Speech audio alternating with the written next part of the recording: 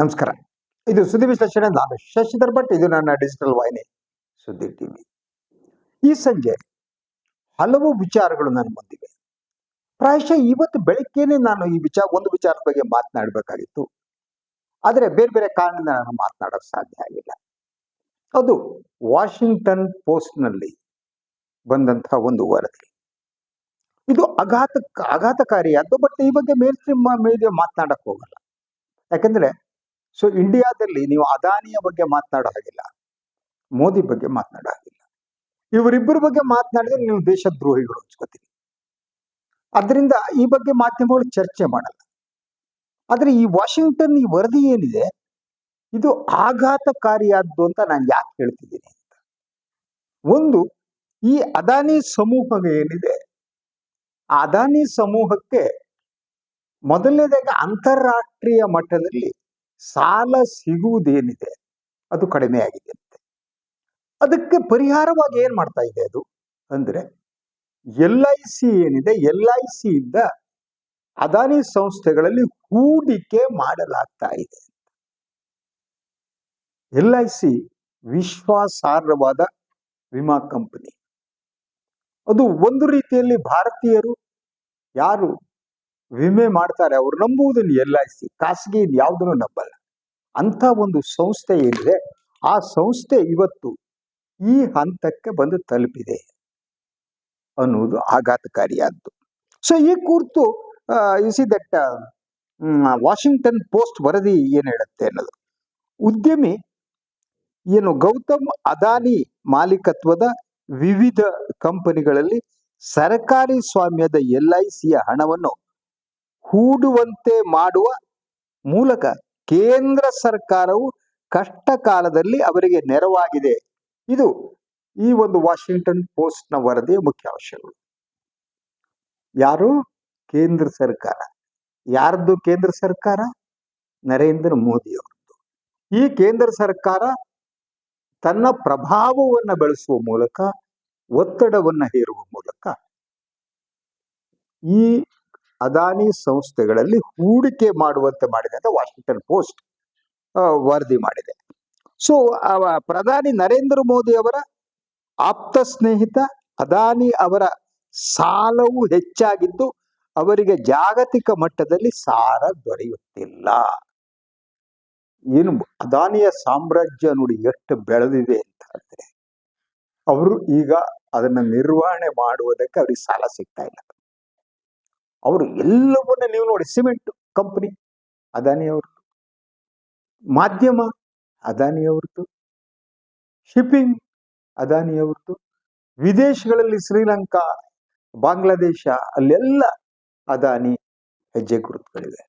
ಮೋದಿ ಅವರು ತಾವು ಅಧಿಕಾರಕ್ಕೆ ಬಂದ ಮೇಲೆ ಅವರು ಯಾವ ವಿದೇಶಕ್ಕೆ ಹೋಗುವವರೆಲ್ಲ ಅದಾನಿಯವನ್ನ ಕರೆದುಕೊಂಡು ಹೋಗಿದ್ದಾರೆ. ಅಲ್ಲೆಲ್ಲ ಅದಾನಿ ಅವರಿಗೆ ಗುತ್ತಿಗೆಗಳು ಇದು ಸಿಕ್ಕಿದೆ. ಆಸ್ಟ್ರೇಲಿಯಾದಲ್ಲಿ, ಒಂದೆರಡು ರಾಷ್ಟ್ರಗಳಲ್ಲಿ. ಈಗ ಅಂತ ಒಂದು ಸಾಮ್ರಾಜ್ಯ ಸಾಲ ಸಿಗದೆ ತತ್ತರಿಸ್ತಾ ಇದೆಯಾ? ಈ ಪ್ರಶ್ನೆಯನ್ನ ಆ ವಾಷಿಂಗ್ಟನ್ ಪೋಸ್ಟ್ ಏನಿದೆ ಅದು ಎತ್ತಿದೆ. ಇದು ಗೊತ್ತು. ಈಗ ನೀವು ಕೇಳಿ, ಭಕ್ತರು ಮತ್ತು ಮೋದಿಯವರ ಬೆಂಬಲಿಗರು ಏನಂತಾರೆ ಅಂದ್ರೆ, ಮೋದಿಯವರು ವಿಶ್ವ ನಾಯಕರಾಗಿದ್ದಾರೆ, ವಿಶ್ವಗುರು ಆಗಿದ್ದಾರೆ, ಅವ್ರಿಗೆ ಕಂಡ್ರೆ ವಿಶ್ವಕ್ಕಾಗಲ್ಲ, ಅವ್ರಿಗೆ ಕಂಡ್ರೆ ಅಮೆರಿಕ ಆಗಲ್ಲ, ಇಂಗ್ಲೆಂಡ್ಗಾಗಲ್ಲ, ಇನ್ನೊಂದಕ್ಕಾಗಲ್ಲ. ಆದ್ದರಿಂದ ಅವರ ವಿರುದ್ಧ ನಡೆಯುವ ವಿದೇಶಗಳು ನಡೆಸ್ತಿರುವ ಪಿತೂರಿ, ಇಂತಹ ವಾದವನ್ನು ಮಂಡಿಸೋಕೆ ಶುರು ಮಾಡ್ತಾರೆ. ಆ ಮೂಲಕ ಫ್ಯಾಕ್ಟ್ಸ್ ಏನಿದೆ ಆ ಫ್ಯಾಕ್ಟ್ಸ್ ಅನ್ನ ಡಿನೈ ಮಾಡ್ತಾರೆ. ಯಾಕೆ LIC ಅಂತ ಒಂದು ಸಂಸ್ಥೆ ಅದಾನಿ ಸಂಸ್ಥೆಗಳಲ್ಲಿ ಹೂಡಿಕೆ ಯಾಕೆ ಮಾಡಬೇಕು?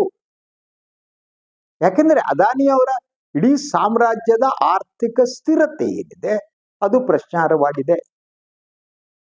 ಅವರ ವ್ಯವಹಾರಗಳ ಬಗ್ಗೆ ಅಮೆರಿಕದಲ್ಲಿ ಏನ್ ನಡೆದಿದೆ ಅನ್ನೋದು ನಮಗೆ ಗೊತ್ತು. ಆದ್ರೂ ಕೂಡ ಯಾಕೆ ಈ ಒಂದು ಸಂಸ್ಥೆಯಲ್ಲಿ ಸರ್ಕಾರಿ ಸ್ವಾಮ್ಯದ LIC ಇನ್ವೆಸ್ಟ್ ಮಾಡುತ್ತೆ ಅನ್ನೋದು ಮುಖ್ಯವಾದ್ದು.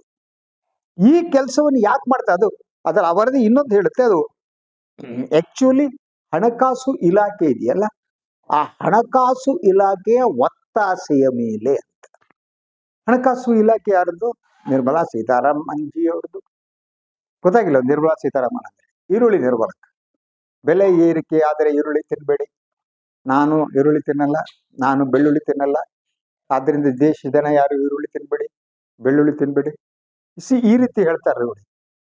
ಒಂದು ರೀತಿಯಲ್ಲಿ ಅವರ ನೀವು ದುರಹಂಕಾರ ಇದೆಯಲ್ಲ, ಅದು ಅಂತಿಂತ ದುರಹಂಕಾರ ಅಲ್ಲ ನಿರ್ಮಲಾ ಸೀತಾರಾಮನ್. ಅವ್ರು ಮಾತನಾಡ್ಬೇಕಾದ್ರೆ ಎದುರಿಗಿರುವವ್ರನ್ನ ಏನ್ ಮಾಡ್ತಾರೆ ಅಂದ್ರೆ ಅವ್ರು ಕುಸಿಯುವಂತೆ ಮಾಡೋದು. ಅಹಂಕಾರದ ಪ್ರಭಾವನೆ. ನನಗೆ ಮಾತ್ರ ಸತ್ಯ ಗೊತ್ತು, ಜಗತ್ತಲ್ಲಿ ಯಾರಿಗೂ ಗೊತ್ತಿಲ್ಲ ಅಂತ ಒಂದು ಅಹಂಕಾರದ ಮೂಟೆ ಅವ್ರು ಮಾತನಾಡುವಾಗ ಬಾಡಿ ಲ್ಯಾಂಗ್ವೇಜ್ ಆಲ್ವೇಸ್ ಎದುರಿಗಿರೋವ್ರನ್ನ ಅವ್ರು ಡಿಮಾಲಿಷ್ ಮಾಡ್ತಾ ಹೋಗ್ತಾರೆ. ಎದುರಿಗಿರುವವರು ಏನಕ್ಕೂ ಪ್ರಯೋಜನ ಇಲ್ದಿರೋರು, ಅವ್ರು ಅಯೋಗ್ಯರು, ನಾನು ಮಾತ್ರ ಯೋಗ್ಯತೆ ಅನ್ನೋದನ್ನ ಮಾಡ್ತಾರೆ. ಅಂದ್ರೆ ತಮ್ಮ ಯೋಗ್ಯತೆಯನ್ನ ಸಾಬೀತುಪಡಿಸೋದು ಅಥವಾ ನಾನು ಯೋಗ್ಯರು ಅನ್ನೋದಕ್ಕೆ ಇನ್ನೊಬ್ರು ಅಯೋಗ್ಯರು ಅಂತ ಹೇಳ್ತಾ ಹೋಗೋದು. ಅವ್ರಿಗೆ ಇನ್ನೂ ಯಾವುದೂ ಪ್ರಯೋಜನಕ್ಕಿಲ್ಲ ಅಂತ.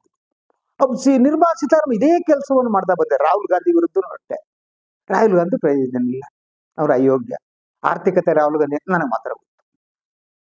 ಸೊ ಆದರೆ ಇಂಥ ಸ್ಟ್ಯಾಂಡ್ ಇದೆ ನೋಡಿ, ಇಂಥ ಹೇಳಿಕೆಗಳು ಹೆಚ್ಚು ಕಾಲ ನಿಲ್ಲಲ್ಲ.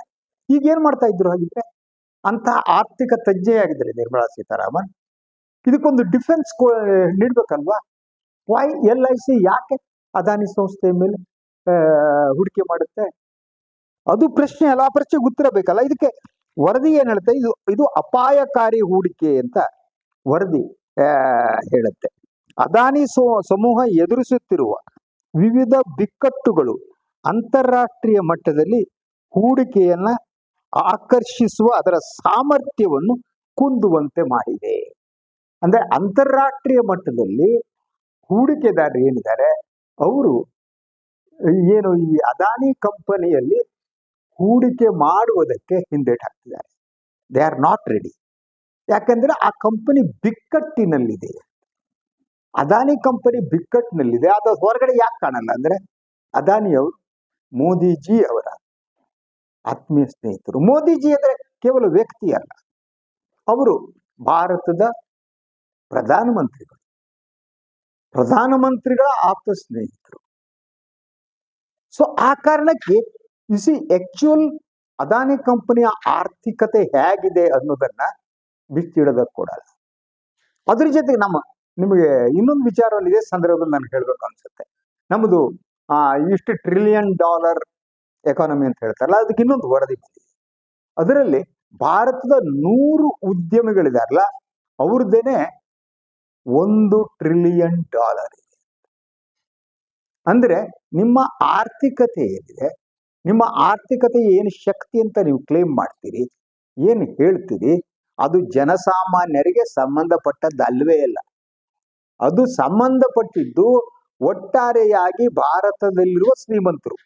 ಈ ದೇಶದಲ್ಲಿರುವ ಶ್ರೀಮಂತರನ್ನಾಗಿ ಮಾಡಲಾಗುತ್ತೆ, ಬಡವರನ್ನ ಬಡವರಾಗಿ ಮಾಡಲಾಗುತ್ತೆ. ಆದರೆ ನೀವು ದೇಶದ ಆರ್ಥಿಕತೆಯ ಬಗ್ಗೆ ಮಾತನಾಡುವಾಗ ಶ್ರೀಮಂತರ ಸಂಪತ್ತಿದೆಯಲ್ಲ, ಆ ಸಂಪತ್ತನ್ನ ಪರಿಗಣನೆ ತೆಗೆದುಕೊಳ್ಳಲಾಗುತ್ತೆ.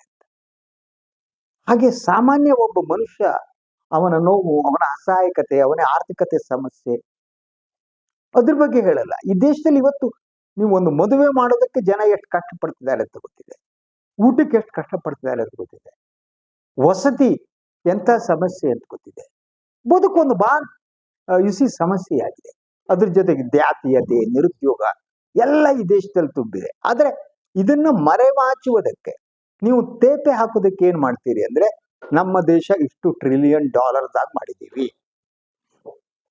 ಅಂದ್ರೆ ನೀವು ಶ್ರೀಮಂತರ ಸಂಪತ್ತನ್ನ ತೋರಿಸ್ತಾ ಬಡವರ ನೋವನ್ನ, ಮಧ್ಯಮ ವರ್ಗದ ನೋವನ್ನ ಮರೆಮಾಚುತ್ತಿದ್ದೀರಿ.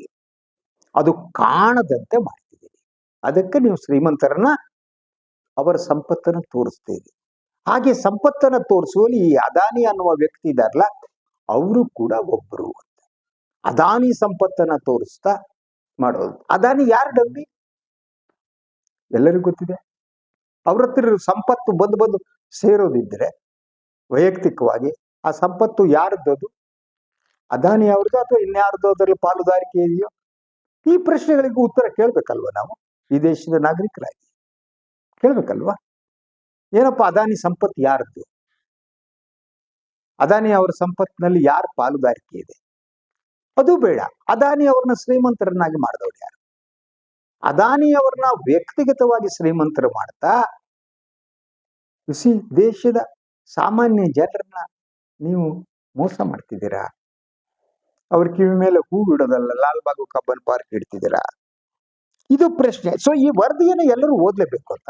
ಈ ವಾಷಿಂಗ್ಟನ್ ಪೋಸ್ಟ್ ನಲ್ಲಿ ಬಂದಂತ ವರದಿ ಬಹಳ ಬಹಳ ಮುಖ್ಯವಾದ್ದು ಅಂತ.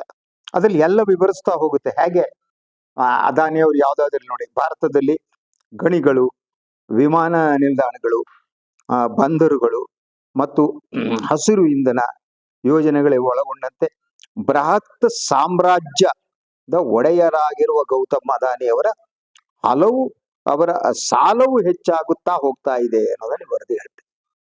ಅವ್ರಿಗೆಲ್ಲ ಇದೆ. ವಿಮಾನ ನಿಲ್ದಾಣ ನಿರ್ವಹಣೆಗೆ ಅವ್ರು ಕೊಟ್ಟಿದ್ದಾರೆ. ಪ್ರತಿಯೊಂದ್ರ ಲಾಭ ಅವರಿಗೆ ಹೋಗ್ಬೇಕು. ವಿಮಾನ ನಿಲ್ದಾಣ ನಿರ್ವಹಣೆ ಅದಾನಿ ಅವ್ರದ್ದು. ಅವರಲ್ಲಿ ಏನೇನ್ ಮಾಡ್ತಿದ್ದಾರೆ ಅಂತ ಗೊತ್ತು. ಕರ್ನಾಟಕದಲ್ಲೇನೆ ಹಲವು ವಿಮಾನ ನಿಲ್ದಾಣಗಳನ್ನ ಅವ್ರು ನಿರ್ವಹಣೆ ಮಾಡ್ತಾರೆ. ಅದ್ರ ಜೊತೆಗೆ ಹಸಿರು ಇಂಧನದ ಯೋಜನೆಗಳಿಂದ ಇದೆ, ವಿದ್ಯುತ್ ಇದೆ, ಸಿಮೆಂಟ್ ಇದೆ, ಮೀಡಿಯಾ ಇದೆ, ಎಲ್ಲದೂ ಇದೆ. ಆದ್ರೆ ಅವರ ಸಾಲ ಏನಿದೆ ಅದು ಹೆಚ್ಚಾಗ್ತಾ ಹೋಗ್ತಾ ಇದೆ ಅನ್ನೋದು ಈ ವರದಿ ತಿಳಿಸುತ್ತೆ. ಅವರು ನೋಡಿ, ಪಾವತಿ ಮಾಡಬೇಕಾಗಿದ್ದ ಬಿಲ್ಗಳ ಬಾಕಿ ಮೊತ್ತವು ಏರ್ತಾ ಇದೆ. ಭಾರತದ ಶ್ರೀಮಂತರ ಪೈಕಿ 2ನೇ ಸ್ಥಾನದಲ್ಲಿರುವ ಗೌತಮ್ ಅದಾನಿ ಅವರು 7.90 ಲಕ್ಷ ಕೋಟಿ ಮೌಲ್ಯದ ಸಂಪತ್ತಿನ ಒಡೆಯರಾಗಿದ್ದಾರೆ. ಸೊ ಅವರ ಒಡೆಯರಷ್ಟು ಅಂದ್ರೆ 7.90 ಲಕ್ಷ ಕೋಟಿಯ ಇವರು. ಆದ್ರೆ ಸಾಮ್ರಾಜ್ಯ ನಿರ್ವಹಣೆ ಮಾಡ್ಬೇಕಲ್ಲ. ಆ ಸಾಮ್ರಾಜ್ಯದ ಒಳಗಡೆ ಏನಿದೆ, ವೈಯಕ್ತಿಕವಾಗಿ ಅವರಿಗೆ ಸಂಪತ್ತಿದೆ ಎನ್ನೋದಿದೆ ನಿಜ. ಆದ್ರೆ ಸಾಮ್ರಾಜ್ಯವನ್ನ ನಿರ್ವಹಣೆ ಮಾಡಕ್ಕಾಗ್ತಾ ಇಲ್ವಾ? ಸಾಲದ ಭಾರದಿಂದ ಅವರು ಕುಸಿತಿದ್ದಾರೆ ಅಂತ. ಇಷ್ಟೆಲ್ಲ ಮಾಡಿ ಅವರ ಕಿಸಿಯ ಒಳಗಡೆ ಸರ್ಕಾರ ಇದೆ, ಕೇಂದ್ರ ಸರ್ಕಾರ ಕಿಸೆಯಲ್ಲಿದೆ, ಪಾಕೆಟ್. ಈ ಪಾಕೆಟೆಡ್ ದ ಸೆಂಟ್ರಲ್ ಗೌರ್ಮೆಂಟ್. ಅಂತಹ ವ್ಯಕ್ತಿ ಈಗ LIC ಇಂದ ಸಾಲ ಮಾಡ್ತಾ ಅವರು ಇನ್ನೊಂದು ದಿನ ಈ LIC ಅನ್ನ ಟೇಕ್ ಓವರ್ ಮಾಡುವ ಹಂತಕ್ಕೂ ಬರ್ಬೋದು. LIC ಅನ್ನ ಅವ್ರಿಗೆ ಮಾರಾಟ ಮಾಡಬೇಕು ಅನ್ನೋದು ಇತ್ತು. ಯಾಕಂದ್ರೆ LIC ಇದೆಲ್ಲ ಏನ್ ಗೊತ್ತಾ ನಿಮ್ಗೆ, ಅವರ ಪ್ರಾಪರ್ಟಿ ಆಸ್ತಿ ಇದೆಯಲ್ಲ ಅದು ಬಹುದೊಡ್ಡ. ಈ BSNL ಹಾಗೆ ಮಾಡೋದು ಕೊಡ್ತೀವಿ, ಕೂಟು ಬಿಡ್ಬೇಕು. ಯಾಕಂದ್ರೆ ನಿಮಗೆ ಅದೊಂಥರ ಲ್ಯಾಂಡ್ ಬಿಸಿನೆಸ್ ಇದ್ದಂಗೆ. ಅವ್ರದ್ದು ಆಸ್ತಿಗಳಿವೆ, ಕಟ್ಟಡಗಳಿವೆ, ಇನ್ನೊಂದಿದೆ, ಅದನ್ನ ಕಬಳಿಸೋರು. ಒಂದಿನ ಅಲ್ಲಿ ಸಿಕ್ಕಿರೋ ಆಸ್ತಿಗಳನ್ನೆಲ್ಲ ಮಾರಾಟ ಮಾಡಿಬಿಟ್ಟು ನಾಶಪಡಿಸ್ಬಿಟ್ಟು ಆಯ್ತು ಇನ್ಸಾಲ್ವೆನ್ಸಿ ಅಂತ ತಗೊಂಡು ಹೊಂಟೋಗ್ಬಿಡು. ಬ್ಯಾಂಕ್ಗಳು ಅವ್ರ ಸಾಲ ಮನ್ನಾ ಮಾಡೋದು ಲಕ್ಷಾಂತರ ಕೋಟಿ. ಅದೇ ರೈತರದ್ದು ಸಾಲ ಮನ್ನಾ ಮಾಡಿ ಅಂದ್ರೆ, ಇನ್ಯಾರೋ ಸಾಮಾನ್ಯ ಜನರ ಸಾಲ ಮನ್ನಾ ಮಾಡಿ ಅಂದ್ರೆ ಅಲ್ವಾ? ಅವ್ರ ಮನೆ ನುಗ್ಗೋದು, ಮನೆಯಲ್ಲಿ ಪಾತ್ರ ಪಗಡ ತೆಗೆದು ಹೊರಗೆ ಹಾಕೋದು, ಇನ್ನೊಂದು ಮಾಡೋದು, ಮನ ಹರಜಾಕ ಸಾಮಾನ್ಯ ಜನರಿಗೆ. ಆದ್ರೆ ಈ ಸಾಲಗಾರರಿದಾರಲ್ಲ ಇವರು, ಈ ಸಾಲಗಾರರ ಹೆಂಗೆ ಅಂತಂದ್ರೆ ಇಡೀ ಸರ್ಕಾರವನ್ನು ಮುಳುಗಿಸ್ಬಲ್ರು, ಬ್ಯಾಂಕ್ ಸಿಸ್ಟಮ್ ಅನ್ನೇ ಮುಳುಗಿಸ್ಬಲ್ರು. Bank system is collapsing, nobody nose.